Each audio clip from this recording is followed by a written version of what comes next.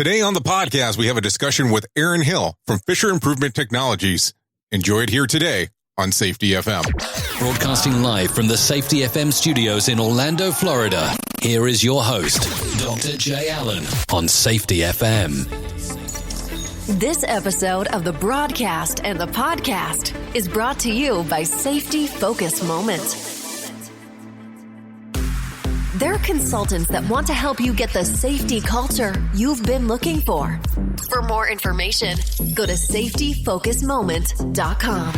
Hello and welcome to Safety FM. This is Jay Allen. How are you doing today? Can you believe it? We are already at episode 80.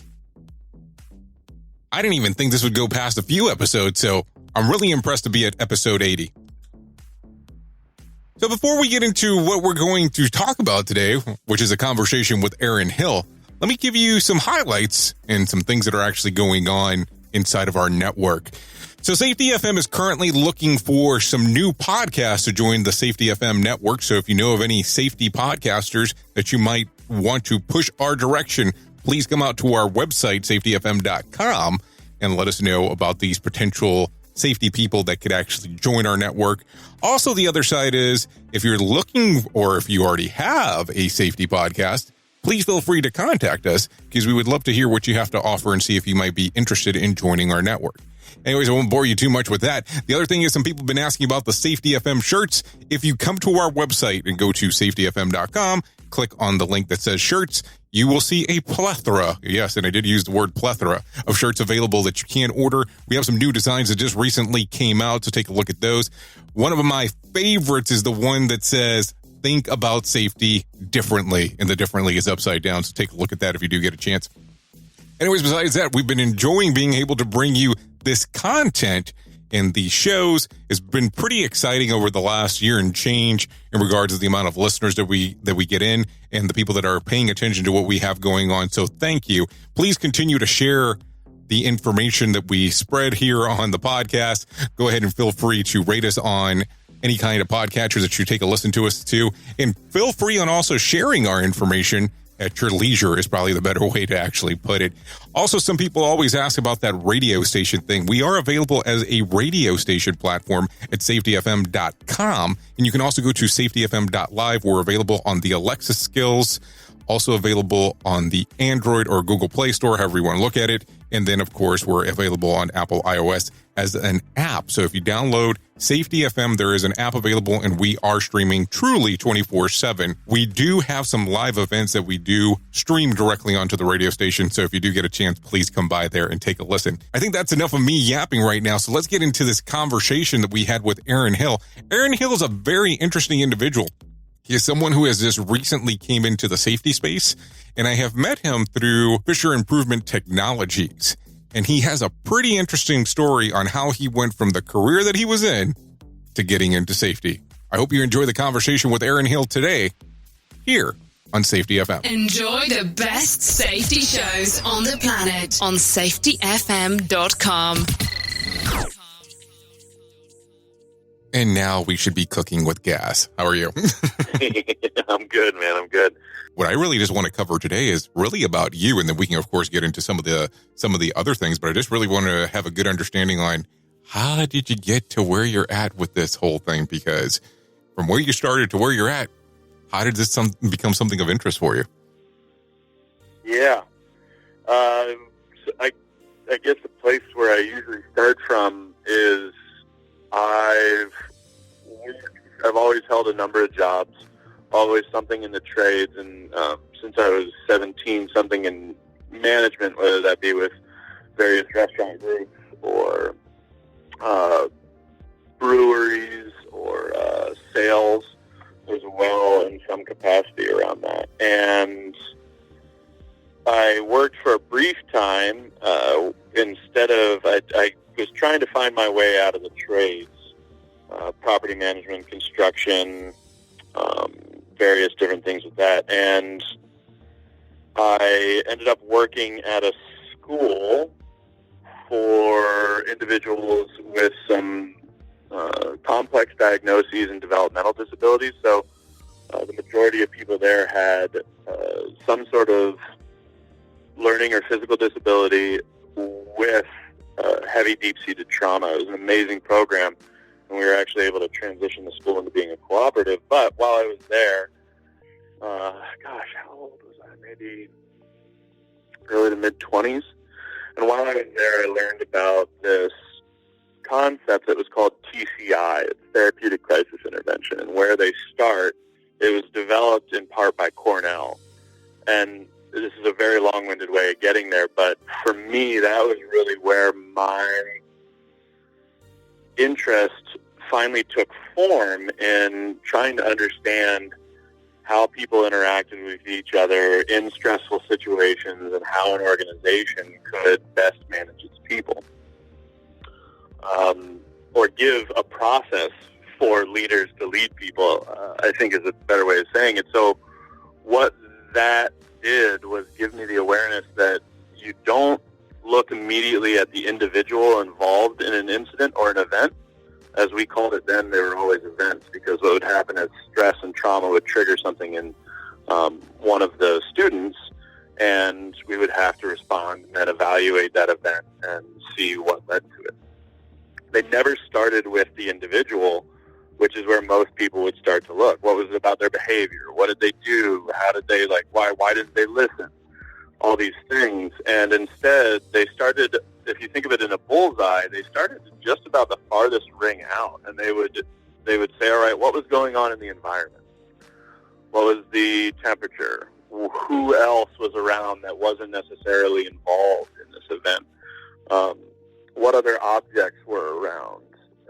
Those types of things. And that, for me, as I said, was the first time that I was able to put into words the process for me that had always held value and something that always seemed just on the edge of what people wanted to do but couldn't quite get there as an organization or as leaders or as individuals. So I kind of took some of those concepts and that ideology about looking outside of the individual as I continued on in my career. It was a wonderful job, and as they transferred into a cooperative, I actually ended up with a really great job opportunity working for a restaurant group, and I took that. And so when I went to work with them, I began to use that concept with people that were employees within the organization. And so if something happened, I would say, all right, well, how did we get to this place? What was going on that made that choice make sense? And then I would say, well, all right, do you understand how we got here versus what the organization's expectation is? And take a look at, did we give the proper training? Did they understand the training once they received it? Did we give them the tools that they need to do their job as normal? Or have we taken into account that there might be something else that we need to provide a tool as an organization, specific individual to accomplish the job, right? So if it's one of the things that jumps into my mind is that we had this very talented, very capable individual, but they were too short to accomplish the task as it was set up normally. And it put them at risk, and we ended up having an incident. And going in, that was what those questions led to, was that we need to either come up with a solution where you don't do this task or where the task can accommodate you in this circumstance. And the individual said that was a much different thing that they expected. They expected to get in trouble.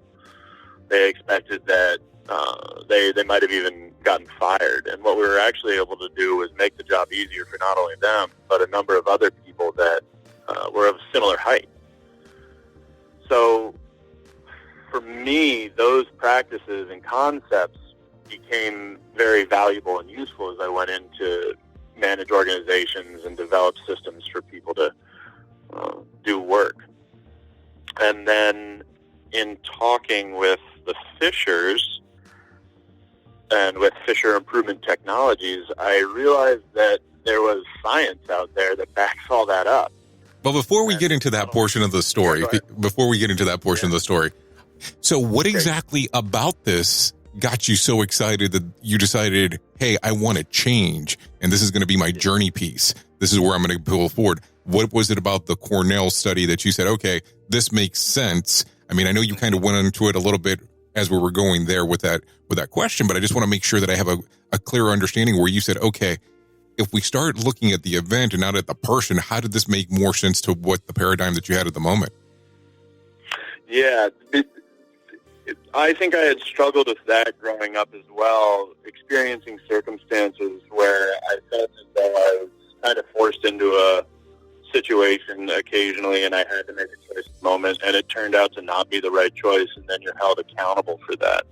And it's a pretty stressful situation to be in if anybody's ever been in that moment where somebody wants to hold you as an individual accountable for outcomes that you certainly didn't intend and may not have had total control over at the time. So, well, it's always interesting on how it works is because people look at the context afterwards and say, okay, well, this person could have made this decision if they did blah, blah, blah, blah, blah, not really understanding that the heat of the moment, the passion of the moment, you have to make decisions that you don't have everything lined out. So was that what drew you to this, where you said, okay, this is why it makes sense to me? Yeah, so it's two-part, right? One, for me, it allows you to better conceptualize how I approach situations. But for me, the biggest benefit was that I might be able to relieve some of that stress or anxiety or just that problematic feature of not really getting to what made that make sense at the time, right? What drove that individual to make that decision, and so that you can provide a better process for solving it and removing some of that anxiety for other people about, well, man, did I do this? Did I not do this? How are they going to punish me? And also, as a leader, it's challenging to want to find the time to do that. If you don't have a process, if you aren't aware of what steps you need to go through to be able to get a better answer than the first one you might decide is correct, you have a much better likelihood of actually solving that process and creating a much better work environment, end product, just every dynamic out there, whether you want to call it culture or process or anything that you want to look at, it just improves so much more.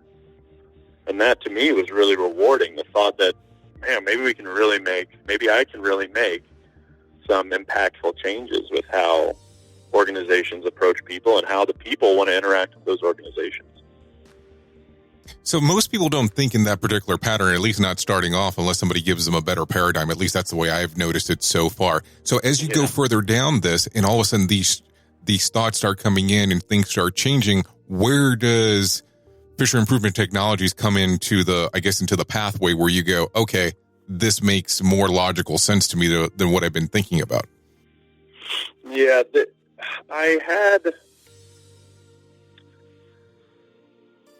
it is very challenging to interact with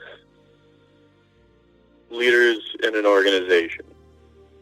Or I should say, at times it was challenging for me to interact with my direct leadership or supervisory staff around why it made sense to take the time and ask the questions, even if we were 100% sure that person was a bad person, or that there's nothing we can do to solve this situation and it's going to happen again in the future. Whatever the rationalization was, for me, it was very hard to have those conversations to convince them and to keep up my own motivation to continuously tackle problems in that way, in the way that I found to be valuable. And what I've come... So as I went through my work career with that and interacted with many different organizations, many different people, I was continuously having kind of that same conversation space come up where, we don't have the time to do this, doesn't make a lot of sense. We already know what happens. Just whatever the quick solve is, put it in place. I want you to finish it by end of day. And some things that's appropriate, but not everything.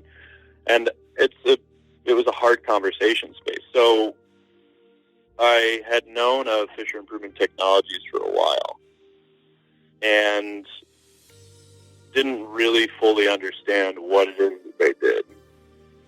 But I knew that there was some safety component there, serious injury and fatality prevention.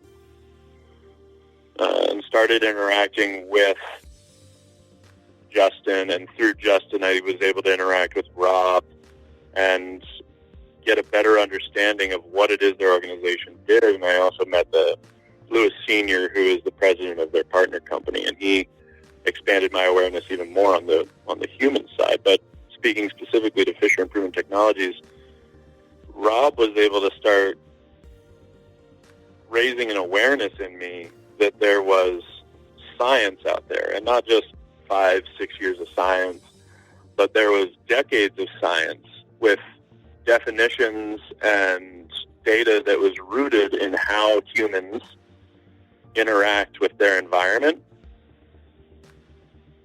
and a better process for understanding that there was something tangible to use to not only understand humans, but to allow them to take a little bit more control over their moment-to-moment actions and their day-to-day outcomes, which is what I have been trying to do. And that really allowed me to facilitate the conversations much more effectively with coworkers, with friends and family, with people that were, my direct supervisory or leadership teams. And it all started to click into place. So I was able to speak and perform more proficiently around those concepts and help other people do that same thing. That was where I realized there was a lot of value in this, that there was a process that was repeatable as I had success interacting with people around it, and it became more successful once I started to understand things with that Fisher Improvement Technologies. So as you start listening to Rob and to Justin and to Lewis, and you start hearing these different, we'll say, technologies and science behind it, what did you think at first? Because a lot of it, of course, is heavily influenced by Hop, but then there's kind of a twist on top of that. So what did you think? Because you're already having the different mindset than where most people start off. All of a sudden, you go, okay, well, now I see that there's a science and some tech behind it. So how do I get this to work properly? So when they start giving you, I won't say the spiel, but they start giving you the information and it's stuff that you agree with but didn't know that exists, what's the thought there where you go, I'm going to leave what I'm doing and now I'm going to start doing this on a full-time basis? Yeah, a lot of reading and a lot of questions and a lot of dry reading. So things like the incident investigation reports on the Challenger and looking at operations procedure manual books and understanding the field guide to understanding human error and James Reason's work. So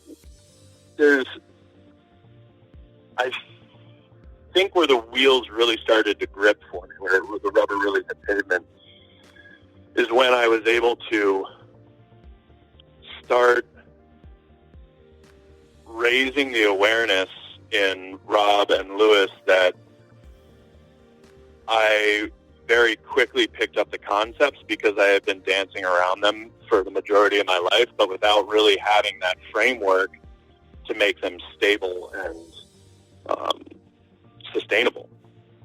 So talking with them and asking questions, it began to be evident that I didn't have the same background that they had, having come from really some of the origination of a lot of this stuff, or the people that they were interacting with every day out there in their dangerous industries. I didn't have a lot of that background knowledge that they had of those books and of those scientists that had done the work.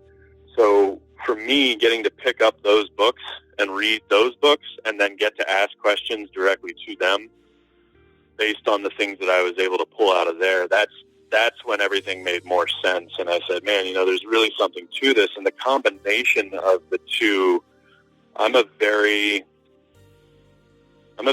person-centric individual if I don't pay attention to how I'm viewing the world. That's why having that awareness of the environment, to look at the environment first, really helped me. So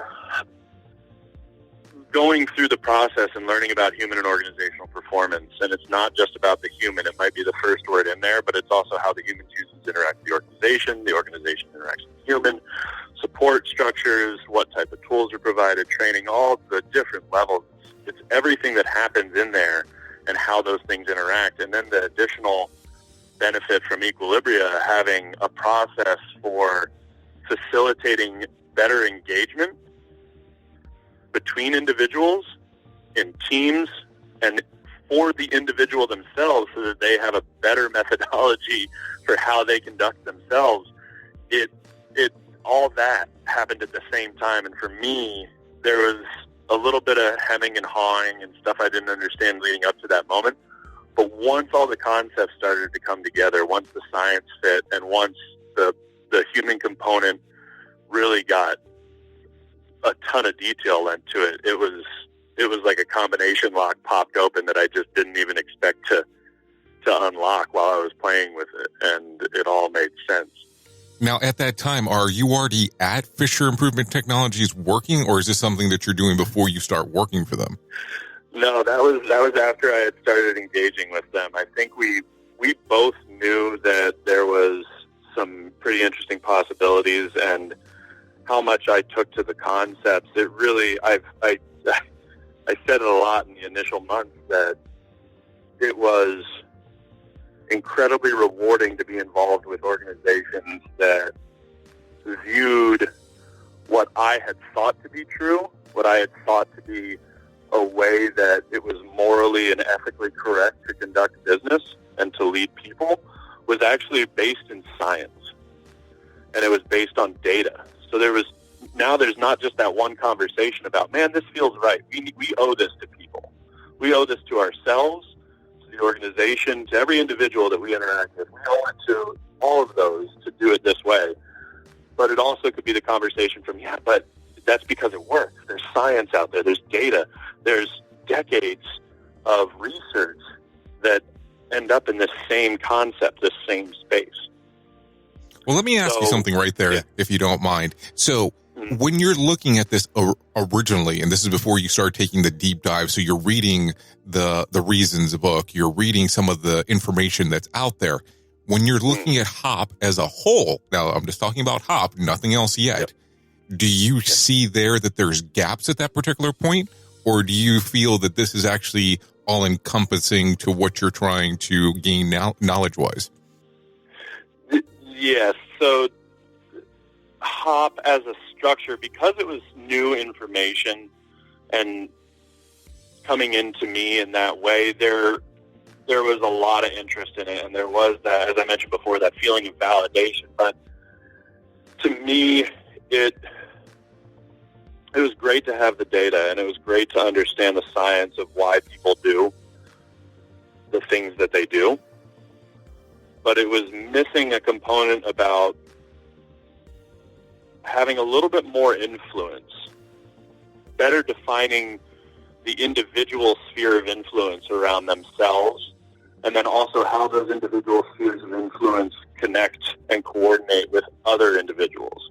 I don't know if that makes sense in that framework with that language, but well, I guess this is where it's going to be a little bit different, because this is where I guess we can say that you have the ace in the hole that we haven't referenced yet, but we can get to it, of course, where your company offers something that's called AERO, which is Advanced Error Reduction of Organizations. So, or better saying, in organizations. But this is something that I guess we'll say it's an enhancement to HOP.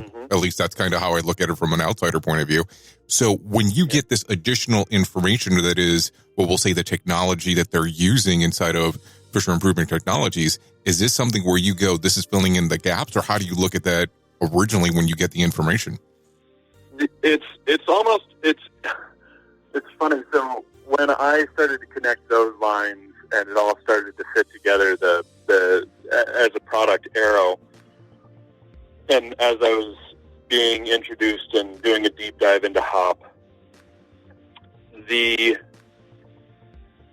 concept that I think some people, and this is just in my limited experience talking with people over the last several years, sometimes people really want a human-focused approach where it's, it's all about the humans. We have to turn leaders into leaders. They have to lead people. They don't manage them.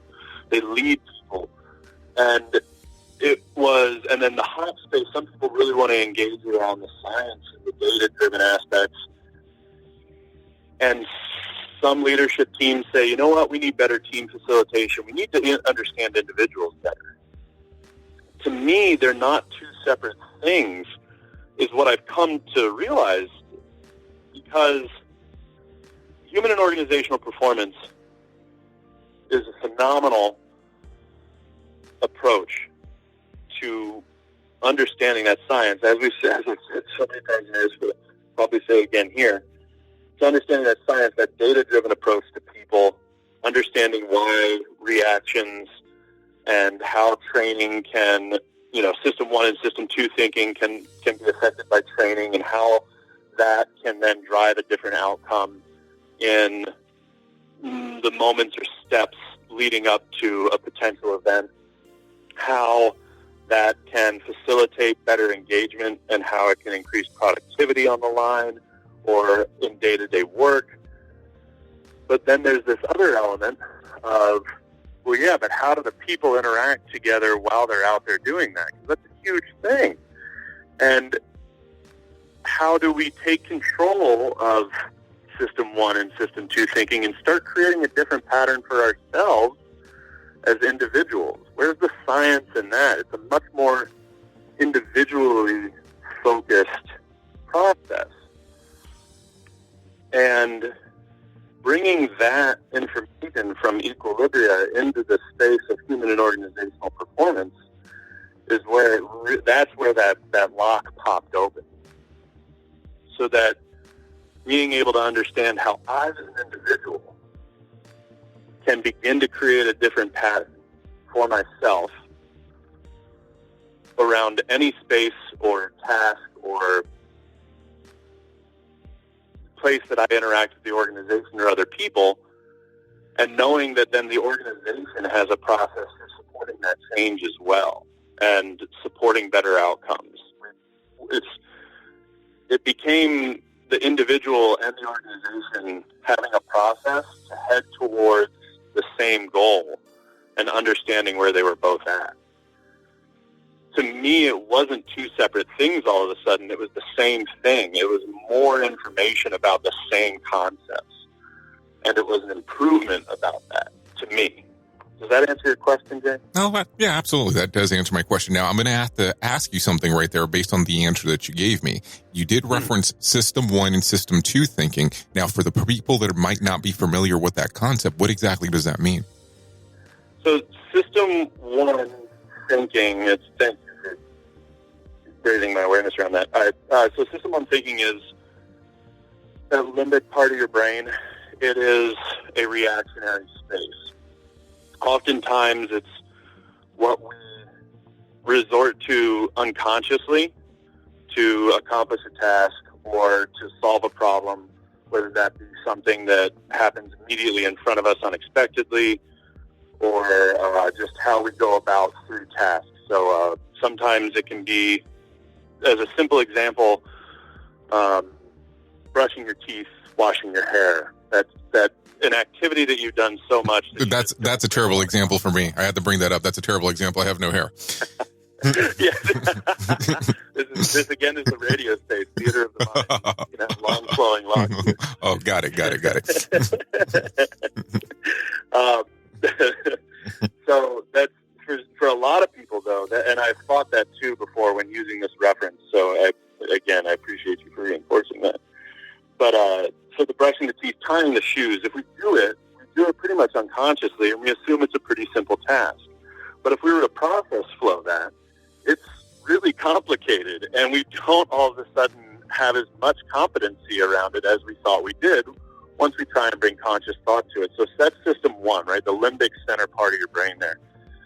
System 2 is your prefrontal cortex. That's your wise leader. That's your decision maker. That's where things get routed through with training, with experience, when you want to change that reaction space. You need to go through that prefrontal cortex. You need to go through System 2 thinking, which means you need to bring some conscious thought into play to be able to do that. And that can happen with training.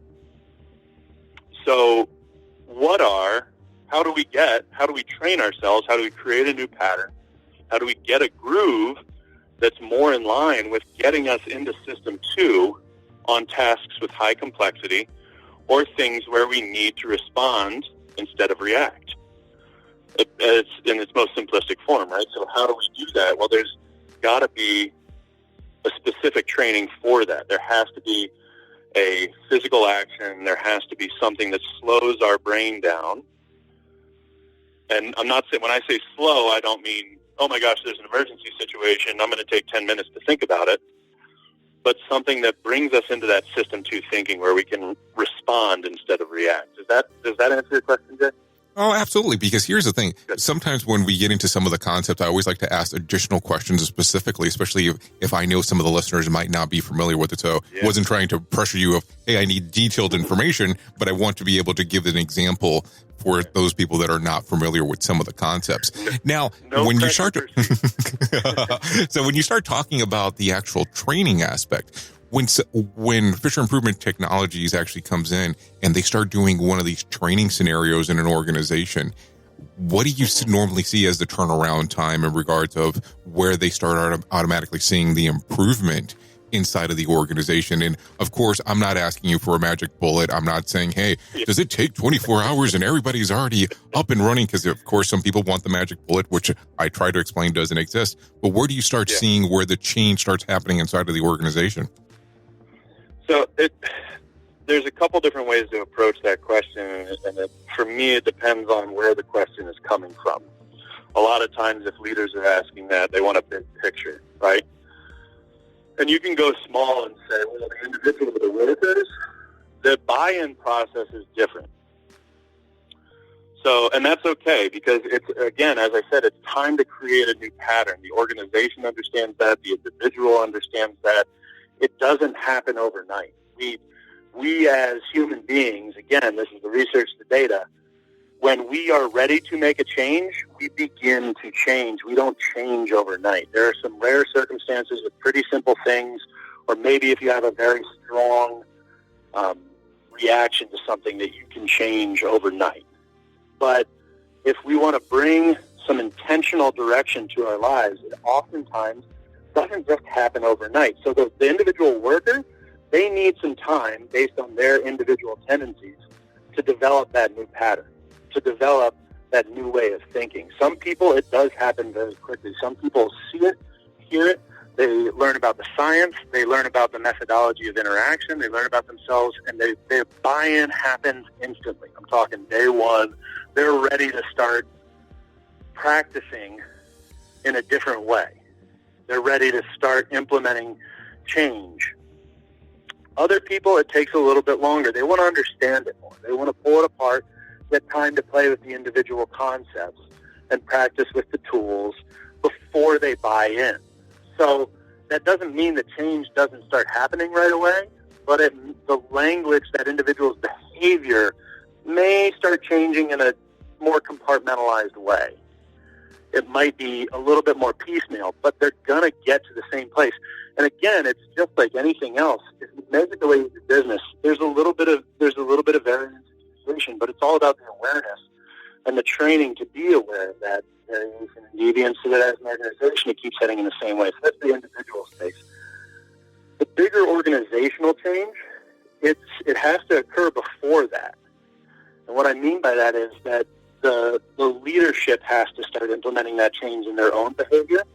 So if what you're talking about is the workers or the organization, we can tell you how that happens and the process, and give you the process for that happening. The leadership behavior, that knowledge, that needs to be the way that you are doing business before the workers get the tools, because they're going to want to see that it works for you, and that's going to encourage clients, it's going to encourage them to use the tools, and that speeds up the transition. That speeds up how quickly hopefully that stuff takes root. Is that detailed enough? Or Oh, absolutely. Absolutely. So, Ehren, I have a question. If the listeners want to know more about you and Fisher Improvement Technologies, what would they need to do? Well, they can, of course, call us, but the preferred methodology, you can really find any way that you want to get a hold of us as individuals or the company itself online at our website. That's www.improvewithfit.com. And I tell people this all the time. I say, don't hesitate to call the phone number. Somebody here will pick up during normal business hours, Eastern Standard Time.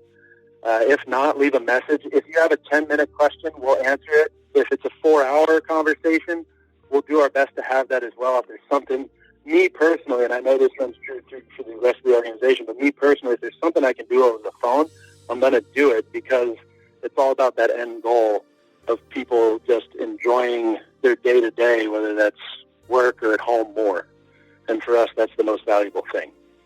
If we can save lives and improve people's lives at the same time, that's where it all happens. Well, Ehren, I really do appreciate you coming on to Safety FM.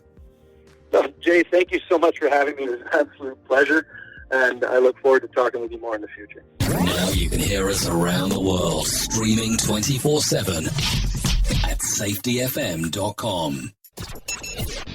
The views and opinions expressed on this podcast are those of the host and its guest and do not necessarily reflect the official policy or position of the company. Examples of analysis discussed within this podcast are only examples. They should not be utilized in the real world as the only solution available, as they are based only on very limited and dated open source information. Assumptions made within this analysis are not reflective of the position of the company. No part of this podcast may be reproduced, stored in a retrieval system, or transmitted in any form or by any means, mechanical, electronic, recording, or otherwise, without prior written permission of the creator of the podcast, Jay Allen.